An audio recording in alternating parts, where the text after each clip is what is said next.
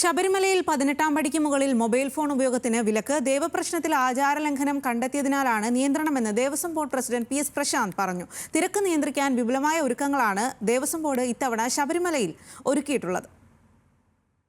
18-ാം പടി കയറുന്നതിന് മുൻപ് ഭക്തർ മൊബൈൽ ഫോൺ ഓഫ് ചെയ്യണമെന്നാണ് ദേവസ്വം ബോർഡിന്റെ നിർദ്ദേശം. സോപാനത്തിൽ ഫോൺ ഉപയോഗിക്കുന്നത് ആചാരലംഘനമാണെന്ന് ദേവപ്രശ്നത്തിലുണ്ടെന്ന് Devaswom board president VS Prashanth പറഞ്ഞു. ദർശന സമയത്ത് മൊബൈൽ ക്യാമറയിൽ ദൃശ്യങ്ങൾ ചിത്രീകരിക്കുന്ന പ്രവണത വർദ്ധിക്കുന്നതും നിയന്ത്രണത്തിന് കാരണമായി. സോപാനത്ത് 18-ാം പടിക്ക് മുകളിൽ മൊബൈൽ ഫോൺ ഉപയോഗിക്കാൻ പാടില്ല എന്നുള്ളൊരു തീരുമാനം നമ്മൾ എടുത്തിട്ടുണ്ട്. കാരണം പലപ്പോഴും ഇപ്പോൾ വലിയ ഡെൻസിറ്റി ഫോണുകളാണല്ലോ. അപ്പോൾ സ്വാഭാവികമായി പോക്കറ്റ് ഇട്ടിട്ട് നേരിട്ട് ഷൂട്ട് ചെയ്യുന്നൊരു നമ്മൾ അറിയാതെ ഷൂട്ട് ചെയ്യുന്നൊരു അവസ്ഥയുണ്ട്. അത് പാടില്ല എന്നുള്ളതാണ്, ആചാരവിരുദ്ധമാണത്. അതുകൊണ്ട് തന്നെ അത്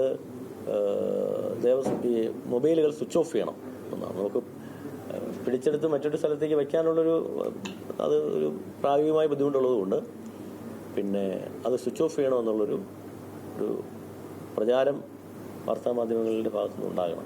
കഴിഞ്ഞ വർഷത്തേതുപോലുള്ള തിരക്കും പ്രശ്നങ്ങളും ഒഴിവാക്കാനുള്ള തയ്യാറെടുപ്പുകൾ ദേവസ്വം വകുപ്പ് പൂർത്തിയാക്കി. ഇത്തവണ ആദ്യം മുതൽക്കേ 18 മണിക്കൂർ ദർശന സമയമാക്കി. 10,000 പേർക്ക് ഇടത്താവളങ്ങളിലെ കൗണ്ടറുകൾ വഴി തത്സമയം ബുക്ക് ചെയ്യാം. 70,000 വെർച്വൽ ബുക്കിംഗ് കൂടി ചേർത്ത് 80,000 പേർക്ക് ദിവസേന ദർശനം അനുവദിക്കും. വാഹന പാർക്കിംഗ് സൗകര്യം വർദ്ധിപ്പിച്ചിട്ടുണ്ട്. നിലയ്ക്കലിൽ 10,000 വാഹനങ്ങൾ പാർക്ക് ചെയ്യാം. പമ്പയിൽ ചെറിയ വാഹനങ്ങളുടെ പാർക്കിംഗും അനുവദിക്കും.